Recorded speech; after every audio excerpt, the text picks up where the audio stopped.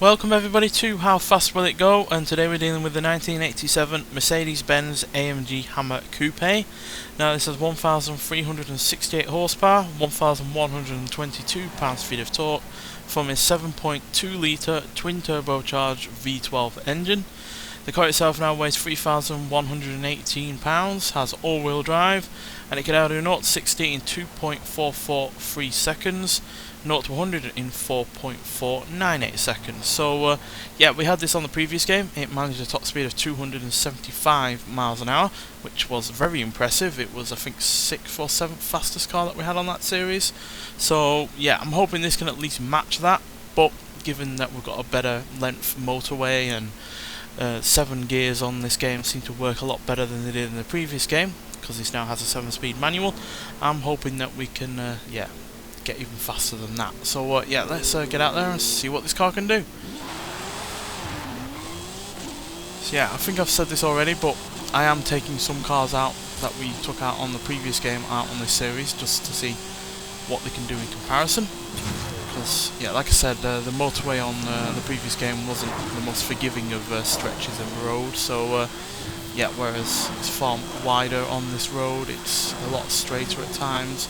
So yeah, hoping this can do well here. And there's 270 already,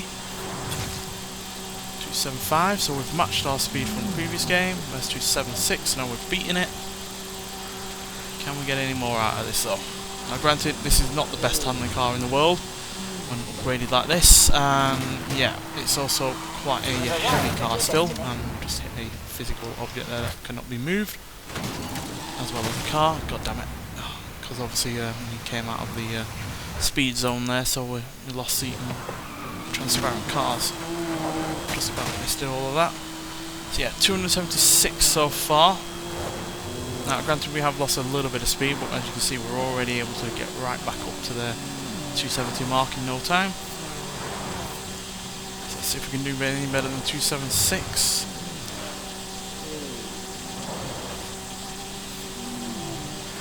We will gain speed down this downhill section, but it's all about whether or not we can actually hold the speed after the fact.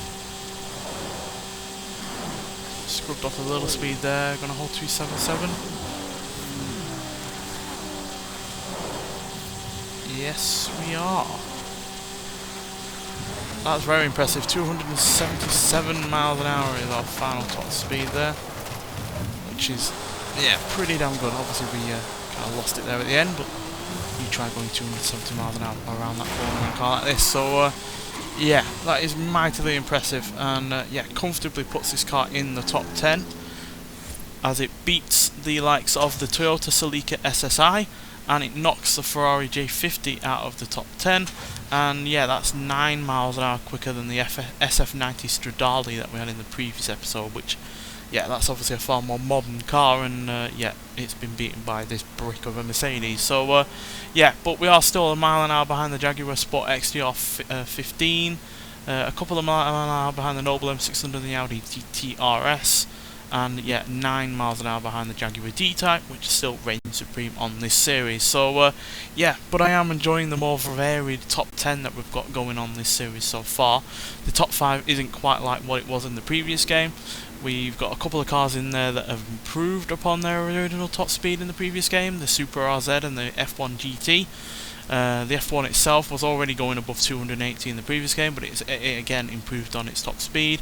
The only one in there that was in the previous game and hasn't really improved, I don't think, is the Jaguar D-Type, which also was at the top spot for quite a while as well in that previous game. So yeah, but hopefully that will be dethroned, because it does get a little bit boring having the same car at the top for a long time.